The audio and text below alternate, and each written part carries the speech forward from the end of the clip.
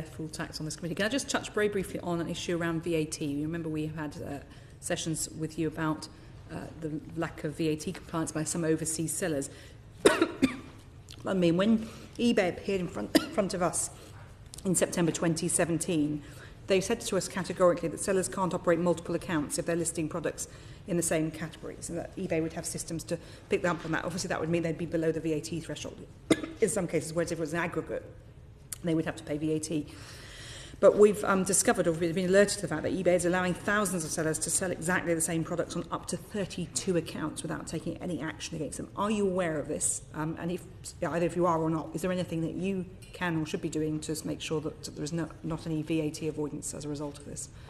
Yes, we are aware of that kind of issue. So obviously, first of all, if a seller is overseas, I believe I'm right. I will write to you if I'm wrong with this. There is no registration threshold. They have to register, so splitting their accounts does not get them under any threshold. If you are a UK business, then there is a threshold, but fragmenting your business does not legally allow you to escape the threshold, but it does mean that you are a sort of evasion target that we have to find. You know, we are aware of all the different practices that we need to watch out for on the online platforms. I think I would say in relation to that evasion on online sales that we've put those measures in place since 2016. They are bearing fruit, but it is a work in progress, and we have to. But to give you some numbers, we've had more than 60,000 new VAT registrations, and we've issued 4,800. Unregistered for VAT. More than 4,800 joint and several liability notes. Okay. Well, that brings me then to the point that it was actually through some very plucky constituents of, or particularly of Chris Heaton Harris MP, former member of this committee, now a minister, that we discovered some of the issues around VAT that we alerted, that the NEO then very helpfully looked into.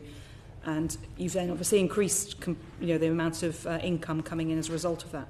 I understand that the work of Mr Olivetti and Nevin Juretic, they were given a special award as a result of the intelligence that they provided to HMRC as a result of this.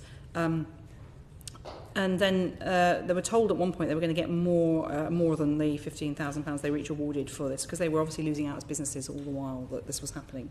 And I wondered who authorised the payments, and when did anyone decide that the first amount was the total award they were going to be getting, and they didn't get any more, even though they're continually supplying intelligence, including through the website that they run?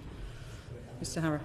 It is our policy that we do not discuss publicly the rewards that we pay to people for information or how we calculate them. I'm quite happy to take it away and have a look at it for you. Correspondence privately, and I'll liaise with the relevant MPs of the individuals concerned as well, so we can have that as a discussion involving them.